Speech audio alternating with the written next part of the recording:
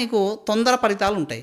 తర్వాత యంత్ర విషయంలో కూడా అంతే. ఈ యంత్రాలు ఏదైనా యంత్రం నువ్వు తయారు చేసుకోదలుచుకున్నావు, ఇట్లా గురువు చెప్పిండు తయారు చేసుకో, 5 యంత్రాలు రాయండి. 5 యంత్రాలు రాయి, దాంట్లో కూడా పంచభూతాలలో కలపండి.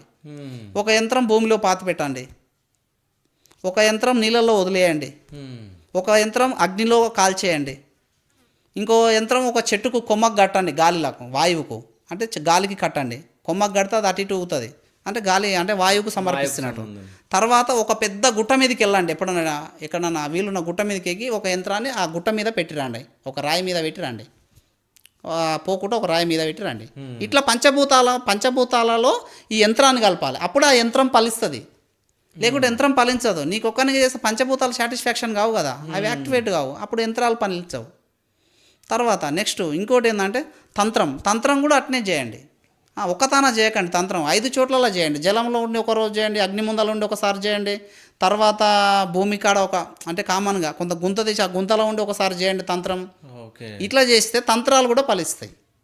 ఈ విధంగా పంచభూత సాక్షికంగా చేయండి పూజలు. ఎందుకంటే పంచభూతాలే మనం అనునిత్యం మనల్ని అబ్జర్వ్ చేస్తున్నాయి, అవే మనకు ఎక్కువ ప్రాణశక్తిని ఇస్తాయి. అది నాకు ఒక డౌట్. ఇప్పుడు మీరు జపాలు చేయమని అన్నారు, ఇప్పుడు లాస్ట్ది మీరు చేయమన్నారు, అంటే భూమిలో ఉండి చేయండి, జలంలో ఉండి చేయండి, అగ్ని ముందు ఉండి చేయండి అని. మరి వాయుది ఎట్లా చేస్తారు, ఆకాశాన్ని ఎట్లా చేస్తారు? ఏంది ఇది జపమా?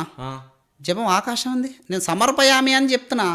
జపం చేసేటప్పుడు చెప్పే కదా మంత్రం. ఇప్పుడు మీరు అన్నారు కదా గుంతలో దిగిది చేయండి, తంత్రంకే అంటున్నా. తంత్రం అంటే నువ్వు ఉదాహరణకు ఒక తంత్రం 5 రకాలుగా తయారు చేసుకో. తంత్రం అవును, 5 రకాలుగా చెయ్యి. సరే, భూమిలో దిగి చేస్తా. తంత్రం అంటే ఏంది బ్రదర్, నాకు అర్థం కాదు. ఒక వస్తువును కొంత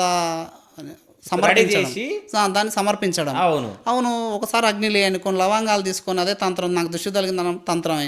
అదే లవంగాలను దిష్టి తీసుకొని జలంలో అయ్యి, అదే లవంగాలను కొంచెం గుంత తీసి గుంతలో పాతి పెట్టు, అదే లవంగాలను పైకి ఇసిరేయి ఆకాశానికి, అదే లవంగాలను గాలికి వదిలేయి, చెట్టుకు ఇట్లా వదిలేయి గాలికి.